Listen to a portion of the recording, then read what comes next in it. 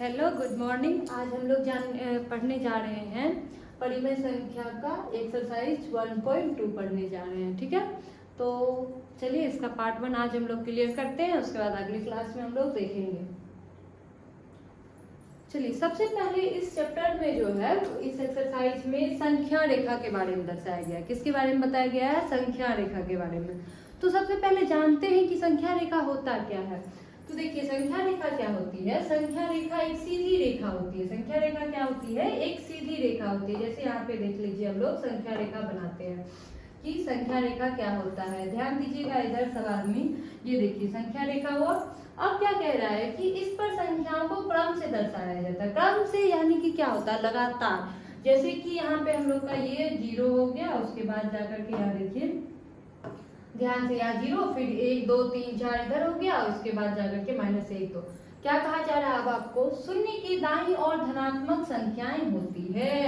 शून्य की दाईं ओर, यहाँ शून्य लिखा गया ना हम लोगों का, अब इसके दाईं ओर क्या होगा? धनात्मक संख्या होगा। धनात्मक कहने का मतलब क्या हुआ? प्लस वाला संख्या जितना भी, जैसे कि आपका 1 हुआ, फिर आपका क्या हो गया 2 हो गया, फिर 3 हो गया, फिर 4 हो गया, फिर आपका क्या हो गया 5 हो गया। ये हम लोग का कब होता है? शून्य की दाईं ओर। दाईं ओर कहे तो इस साइड, दाईं ओर कहे तो इधर वाला पार्ट जो होता है ये दाईं ओर हो गया। ठीक है, अब क्या कहा जा रहा है? शून्य के बाईं ओर ऋणात्मक संख्याएं होती है।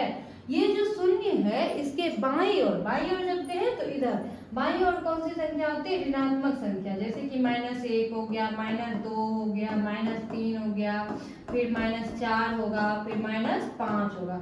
ठीक है, तो यही हम लोग का संख्या रेखा। संख्या रेखा समझ में आ गया सबको कि संख्या रेखा क्या होता है? एक सीधी रेखा होती है। सीधा रेखा हो गया, सीधा रेखा हम लोग देख लिए। उसके बाद क्या है दूसरा पॉइंट इसमें? इस पर संख्याओं को क्रम से दर्शाया जाता है। एक सीरियल वाइज, एक लगातार जो भी होता है उसको हम लोग दर्शाते हैं। ठीक है, अब देखिए शून्य के दाईं ओर धनात्मक संख्या। दाईं ओर धनात्मक संख्या यानी कि प्लस वाला सारा नंबर लिख दिए। कोई दिक्कत है किसी को? नहीं है किसी को कोई दिक्कत? अब आगे देखते हैं। तो अब क्या है? शून्य के बाईं ओर ऋणात्मक संख्या। बाईं ओर भी ऋणात्मक संख्या यानी जितना सारा माइनस वाला नंबर होगा, माइनस वाला उसको हम लोग लिख देंगे। कोई दिक्कत है किसी को? नहीं। आगे बढ़े, चलिए आगे बढ़ते हैं।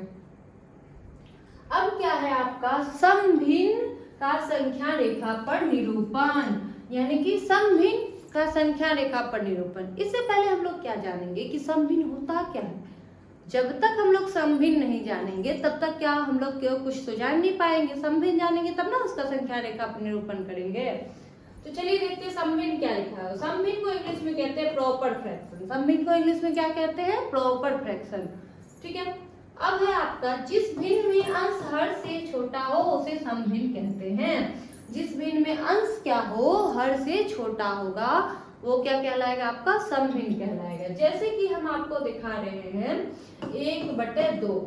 1/2 अंश यानी कि ये बटा हो गया, उसके ऊपर वाला पार्ट क्या होगा हम लोगों का? अंश। नीचे वाला क्या होगा? हर होगा। क्या होगा? नीचे वाला हर होगा। ठीक है, अब क्या कह रहा है आपसे कि अंश जो है हर से छोटा। देख सकते हैं आप लोग, अंश जो है हर से छोटा है, तो ये क्या हो गया हम लोग का? समभिन्न। क्या हो गया? समभिन्न। उसके बाद देखिए जैसे कि 2/3, ये सब ये दोनों देख रहे हैं, अंश जो है वो छोटा होना चाहिए। अंश क्या होना चाहिए? छोटा होना चाहिए। ठीक है, तो अब इसको संख्या रेखा पे कैसे दर्शाएंगे? और एक चीज हमेशा याद रखिएगा, समभिन्न हमेशा किसके बीच में होता है? 0 और 1 के बीच में होता है। समभिन्न किसके बीच में होता है? 0 और 1 के बीच में होता है। अगर आपका ऋणात्मक समभिन्न हो, जैसे कि -1/2 होगा, -2/3 होगा, तो ये जो होगा ये आपका किसके बीच में होगा? 0 एंड -1 के बीच में, यानी 0 और -1 के बीच में आपका ऋणात्मक संख्या 0 और -1 के बीच में होगा ऋणात्मक समभिन्न, और धनात्मक जो होगा वो हमेशा किसके बीच में होगा? 0 और 1 के बीच में होगा। ठीक है, अब इसको संख्या रेखा पर कहिएगा कैसे दर्शाएंगे। तो चलिए संख्या रेखा पे दर्शाते हैं हम लोग। यहाँ देखिए संख्या रेखा पे दर्शाते हैं, तो ध्यान दीजिए संख्या रेखा पे ये लिए संख्या रेखा, यहाँ पे हम लोग का 0 हो गया। ठीक है, अब क्या दर्शाना हमको? 1/2 दर्शाया, 2/3? 1/2, चलिए दर्शाते हैं। सबसे पहले यहाँ पे हम लोग का क्या हो गया? 1 हो गया, यहाँ पे क्या हो गया? 2 लिखेंगे। यहाँ पे इस साइड -1, इस साइड -2। ठीक, अब 1/2 दर्शाना, यानी कि हम क्या बोले? अगर धनात्मक समभिन्न है आपका तो वो हमेशा 0 और 1 के बीच में होगा। अगर ऋणात्मक समभिन्न है तो वो आपका 0 और -1 के बीच में होगा। ठीक, कोई दिक्कत नहीं है, कोई दिक्कत। तब 1/2 है तो इसको दो पार्ट में यानी कि 0 और 1 को दो पार्ट में बांटेंगे। एक पार्ट यहाँ हो गया, एक पार्ट दो पार्ट में बट गया। अब हमको 1/2 दर्शाना है तो ध्यान दीजिए 1/2 दर्शाना है तो यहाँ पे 1/2 हो जाएगा हम लोगों का। 1/2 ये वाला पॉइंट हो गया हम लोगों का, हो गया। बोले कोई दिक्कत। अगर ऋणात्मक वाला को दर्शाना है आपको, जैसे कि -1/2, तो 0 और -1 के बीच में इसको कितने पार्ट में बांटना है? दो पार्ट में बांटना है। एक पार्ट यहाँ, एक पार्ट यहाँ, हो गया। अब यहाँ -1/2 तो -1/2 आ गया हम लोगों का, यही पार्ट हो गया। बोलिए कोई दिक्कत है किसी को? नहीं है दिक्कत, आगे बढ़े। चलिए आगे बढ़ते हैं। अब क्या है आपका विषम भिन्न या मिश्र भिन्न? क्या है आपका विषम भिन्न या मिश्र भिन्न? उसका संख्या यानी कि विषम भिन्न को इम्प्रॉपर फ्रैक्शन बोला जाता है इंग्लिश में, और मिश्र भिन्न को क्या बोला जाता है? मिक्स्ड फ्रैक्शन बोला जाता है। ठीक है, अब इसको संख्या रेखा पे कैसे दर्शाते हैं इस चीज के बारे में हम लोग जानेंगे। जब इसको संख्या रेखा पे दर्शाएंगे तो सबसे पहले हम क्या जानेंगे कि विषम भिन्न होता क्या है और मिक्स भिन्न क्या होता है, तो उस मिश्र भिन्न क्या होता है उसके बारे में हम लोग जानते हैं। चलिए जानते हैं विषम भिन्न क्या होता है। तो ध्यान दीजिए, जिस भिन्न में अंश, क्या लिखा हुआ परिभाषा आपका, जिस भिन्न में अंश हर से बड़ा हो उसे विषम भिन्न कहते हैं। तो ध्यान दीजिए विषम भिन्न, जिस भिन्न में अंश क्या हो? हर से बड़ा हो। जैसे कि आपका क्या है 5/4, अंश देख रहे हैं, बटे के ऊपर वाले भाग को अंश कहते हैं। ये जो अंश है ये आपका हर से क्या है? बड़ा है। अंश क्या है आपका? हर से बड़ा है। तो आपका ये क्या हो गया जी? विषम भिन्न। क्या हो गया ये? विषम भिन्न। जैसे कि आपका 6/5, अंश क्या है? हर से। अंश आपका देख रहे हैं, बटे के ऊपर वाला भाग अंश होता है, बटे के नीचे वाला भाग हर होता है। अंश क्या है आपका? हर से बड़ा है। ये क्या हो गया हम लोग का? विषम भिन्न। ये क्या हो गया हम लोग का? विषम भिन्न। बोलिए कोई दिक्कत किसी को? नहीं है दिक्कत। उसके बाद ध्यान दीजिए, अब क्या है आपका मिश्र भिन्न, जिस भिन्न में एक पूर्ण संख्या और एक सम भिन्न साथ में होते हैं उसे मिश्र भिन्न कहते हैं। जिस भिन्न में क्या होता है? एक पूर्ण संख्या, यानी कि हम लोग कह सकते हैं कि पूर्णांक वाला जो संख्या होता है उसको हम लोग विषम भिन्न कहते हैं। पूर्णांक वाला जो भी भिन्न होता है, तो देखिए जिस भिन्न में एक पूर्ण संख्या और एक सम भिन्न, अभी तुरंत हम लोग पढ़ के आए हैं कि सम भिन्न क्या होता है। तो चलिए सम भिन्न तो हम लोग पढ़े ही हैं, जानते हैं। तो अब पूर्ण संख्या, जैसे कि और एक चीज हमेशा याद रखिएगा कि विषम भिन्न को ही पूर्ण मिश्र भिन्न में बदला जाता है। आपका 6/5 है, 6/5 है ना, तो 5 से भागा देंगे 6 में। नीचे वाला अगर छोटा है यानी कि विषम भिन्न है तो 5 से भागा देंगे 6 में। 5 एकम 5 बचा कितना? 1। यहाँ पे जो भी भागफल आता है उसको पूर्णांक में लिखते हैं, यानी कि एक पूर्ण संख्या जो बात चर्चा की गई है यहाँ पे, यही पूर्णांक को हम लोग क्या कहेंगे? एक पूर्ण संख्या कहेंगे। ठीक है, उसके बाद जो हर रहता है उसको अंश, ये जो शेषफल जो बचा है इसको अंश में लिखेंगे। उसके बाद जाकर के जिसे भाग देते हैं उसको हम लोग हर बनाते हैं। यानी कि अगर इस तरीके से एक पूर्ण संख्या दिखाई दे रहा है और एक सम भिन्न, सम भिन्न में क्या बताए थे कि अंश जो है हर से छोटा होगा।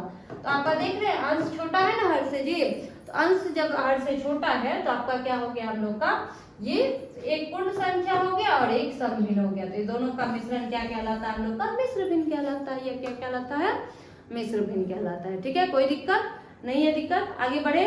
चलिए आगे बढ़ते हैं। अब क्या है, ध्यान दीजिए, अब आ गया हम लोगों का क्वेश्चन। तो एक्सरसाइज 1.2 का पहला क्वेश्चन है। चलिए देखते हैं क्या सब कहता है, उसके बाद जाकर के हम लोग फिर उसके अनुसार डिसाइड करेंगे। संख्या रेखा पर निम्नलिखित संख्याओं को निरूपित करें। अब संख्या दिया हुआ है हमको कुछ भिन्नात्मक संख्या, उसको संख्या रेखा पर दर्शाना है। चलिए दर्शाएंगे संख्या रेखा पे। सबसे पहले 4/9, हम क्या बोले थे? अंश अगर हर से छोटा होगा, अंश अगर हर से छोटा होगा तो वो क्या होगा हम लोग का? सम भिन्न। वो क्या कहलाएगा हम लोग का? सम भिन्न कहलाएगा। बोलिए कोई दिक्कत है? और सम भिन्न ये भी बताए थे, सम भिन्न हमेशा किसके बीच में रहता है? 0 और 1 के बीच में। सम भिन्न हमेशा किसके बीच में रहता है? 0 और 1 के बीच में रहता है। तो चलिए हम लोग इसको संख्या रेखा पे देखिए कैसे दर्शाते हैं। संख्या रेखा सबसे पहले लेंगे हम लोग,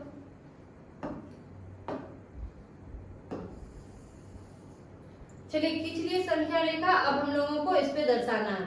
4/9 है। तो या तो हम लोग इसको दो पार्ट में बांट करके जीरो के इधर बाया साइड में हम लोगों का क्या हो जाएगा, जीरो के बाया साइड में हम लोग का ऋणात्मक संख्या, दाया साइड में हम लोग का धनात्मक संख्या हम लोग कर सकते हैं, ठीक है। या चलिए अभी तो हम लोग जीरो लिखे, एक यहाँ पे, फिर जाकर के -2 -1। बोलिए कोई दिक्कत है किसी को? नहीं है। इस साइड बढ़ेंगे तो क्या हो जाएगा, 1 हो जाएगा और 2 हो जाएगा, ठीक।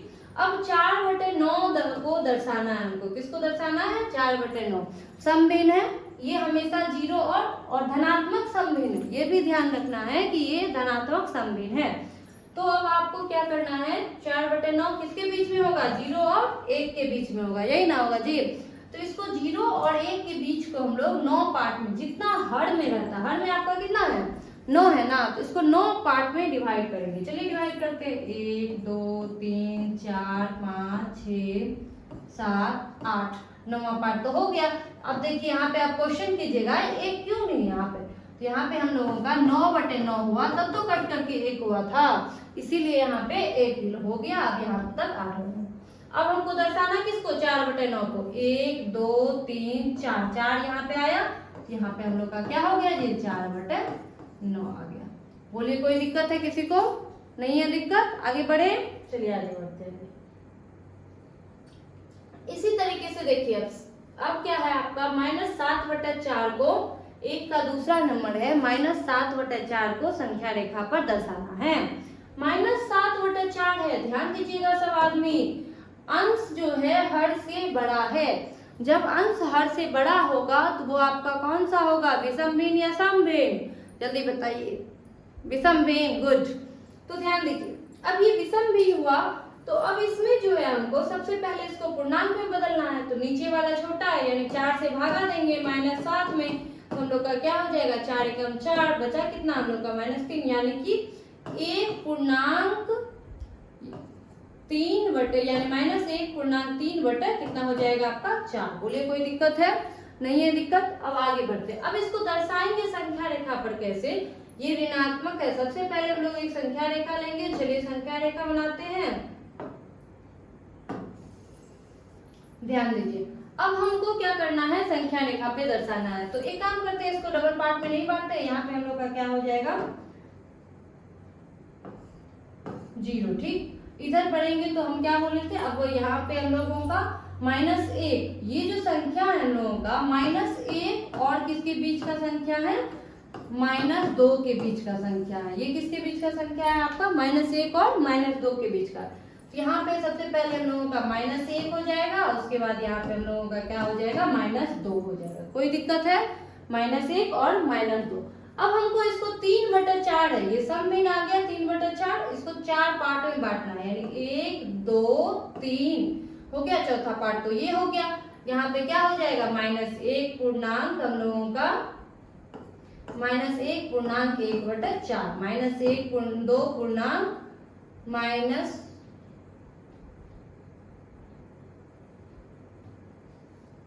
इधर देखिए -1 पूर्णांक 2/4, ठीक। यहाँ पे क्या हो जाएगा? -1 पूर्णांक 3/4। बोलिए कोई दिक्कत है? यहाँ पे हम लोगों को इसी को न दर्शाना था, तो ये वाला हो गया हम लोगों का आंसर। बोलिए किसी को कोई दिक्कत है? नहीं है दिक्कत? आगे बढ़े, चलिए आगे बढ़ते हैं। अब क्या है देखिए, तीसरा नंबर है -5/6। अब आप लोग बताइए, अंश जो है हर से छोटा है, समभिन्न हुआ या विषम भिन्न हुआ? समभिन्न। चलिए समभिन्न तो हमेशा ऋणात्मक में है, तो ये किसके किसके बीच होगा? 0 और -1 के बीच में होगा। किसके बीच में होगा? 0 और -1 के बीच में होगा। चलिए 0 और -1 के बीच में हम लोग करते हैं। तो ध्यान दीजिए, 0 और -1 के बीच में सबसे पहले हम लोगों को एक संख्या रेखा बनाना है। अब 0 और -1, यहाँ पे हम लोग का 0 दे दिए, उसके बाद यहाँ पे -1। बोलिए कोई दिक्कत है? नहीं। इसको 5/6, नीचे में कितना है जी? 6, इसको 6 पार्ट में बांटना है। 1 2 3 4 5 6, छठा पार्ट तो हो ही गया। अब यहाँ पे हमको -1/6 -2/6 -3/6 -4/6 -5/6, इसी को न दर्शाना था जी। यही हो गया, मेरा आंसर हो गया। बोलिए कोई दिक्कत है किसी को? किसी को कोई दिक्कत भी है? नहीं है दिक्कत? आगे बढ़े, ध्यान दीजिए। अब देखिए दूसरा नंबर है आपका क्वेश्चन, निम्नलिखित में अक्षर द्वारा अंकित प्रत्येक बिंदु के लिए परिमेय संख्या लिखिए। अक्षर द्वारा अंकित यानी अक्षर दिया हुआ है उसका परिमेय संख्या लिखना है। तो देखिए सबसे पहले हम लोगों का A B C D E, ये जो A B C D E दिया हुआ ना इसी का परिमेय संख्या लिखना है। तो चलिए लिखते हैं। देखिए परिमेय संख्या ए बराबर वाट है। सबसे पहले यहाँ पे हम लोग क्या बोले थे, संख्या रेखा जब भी होता है तो वो लगातार होता है, क्रम में होता है कि नहीं होता है, क्रम में होता है। तो अब यहाँ पे देखिए 0/5 है, फिर 2/5 है, फिर 3/5 है। आप लोग अपने हिसाब से बोलिए बीच में कौन सा खाली है। 0 है हम लोगों का लगातार, 0 हो गया, 2 हो गया, 3 हो गया, बीच में कौन सा छूट रहा है जल्दी बताइए। तो 1/5, तो a के बराबर में हम लोगों का क्या हो जाएगा 1/5, यानी कि यहाँ पे 1/5 हो जाएगा। फिर देखिए 1/5, 2/5, 3/5, यहाँ पे क्या होना चाहिए 4/5। तो यहाँ पे क्या हो जाएगा b के बराबर में 4/5। तो यहाँ भी हम लोग लिख सकते हैं b के बराबर में कितना हो गया 4/5। बोलिए कोई दिक्कत है नहीं।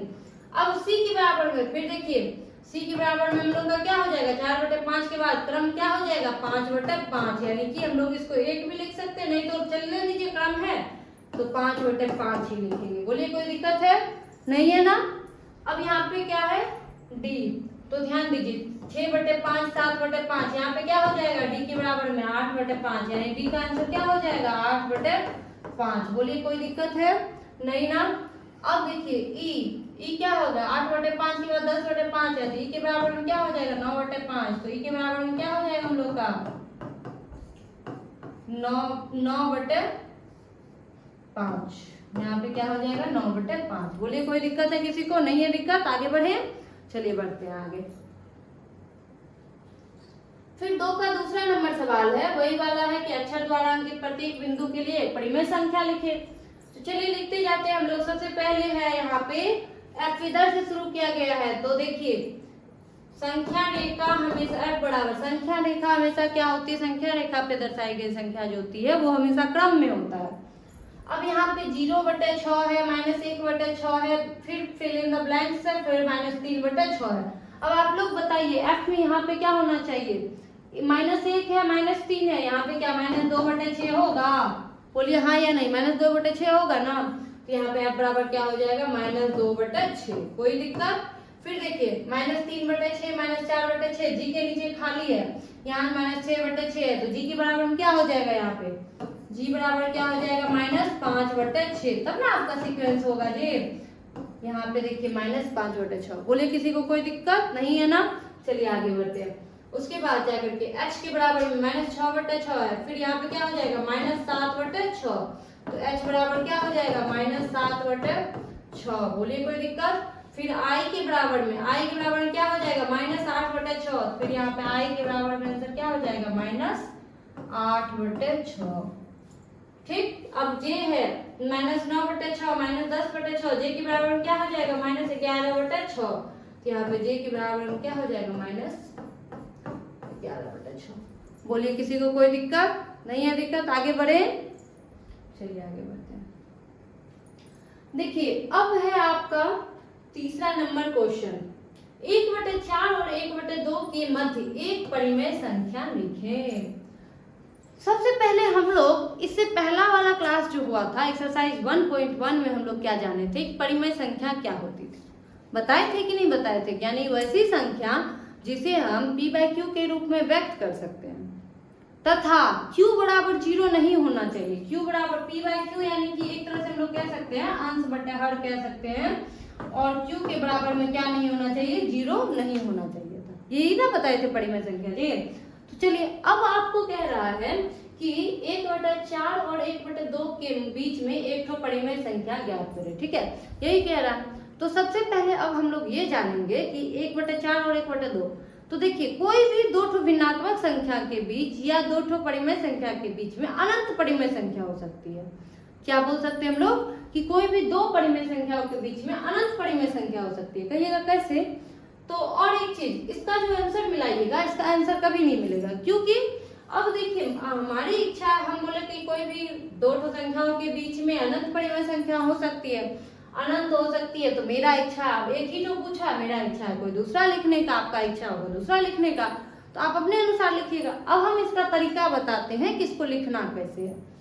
सबसे पहले 1/4 है तो 1/4 लिखेंगे, उसके बाद नीचे में 1/2 है। क्या दोनों का हर बराबर है? नहीं है हर बराबर, तो दोनों का हर बराबर करेंगे। तो चलिए हर कैसे बराबर करते हैं, लघुत्तम लेकर के 4 और 2 का लघुत्तम लीजिए।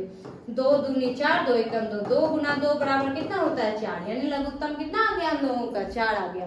तो चलिए इसके भी हर को कितना बनाना है जी 4 बनाना है, इसके भी हर को कितना बनाना है 4 बनाना है। 2 को कितना बार गुना कीजिएगा कि 4 हो जाएगा 2 बार, तो ऊपर में भी कितना बार से गुना करना होगा 2 से, 2 एकम 2। नीचे 1 से गुना किए तो ऊपर में कितना से गुना करना पड़ेगा 1 से, तो 1 गुना 1 कितना होगा 1/4 और 2/4। अब बताइए 1/4 और 2/4 के बीच में कोई परिमेय संख्या मिल रहा है? नहीं। लेकिन इसके बीच में कितना परिमेय संख्या पूछा है? एक परिमेय संख्या। जितना परिमेय संख्या पूछा जाए उससे एक ज्यादा से दोनों भिन्न के अंश और हर में गुना कीजिए। जैसे कि आपका 1/4 है तो 1 पूछा है ना, तो 2 से गुना कीजिए, गुना 2 कितना हो जाएगा 2/8। फिर ये वाला भिन्न में भी कीजिए, 2/4 है, 1 पूछा 2 गुना 2, एक ज्यादा। जितना पूछे 1 पूछे तो गुना किससे करना है 2 से। दोनों भिन्न में ऊपर नीचे अंश में भी और हर में भी करना है, ठीक है। अगर 2 पूछ रहा है तब गुना कितना से करना है 3 से। अगर 6 ठो पूछ रहा है तो गुना कितना से करना है 7 ठो से। जितना पूछे उससे एक ज्यादा, ठीक है। चलिए 2 दूनी 4 बटे कितना हो गया 8। अब आप देख सकते हैं इसके बीच में एक तो परिमेय संख्या, तो क्या हो जाएगा 2/8 है और 4/8, बीच का कौन सा छूट रहा है 3/8 ना, तो लास्ट में क्या लिखेंगे, अतः 1/4 और 1/2 के बीच की एक परिमेय संख्या, एक ही ना पूछा हमसे,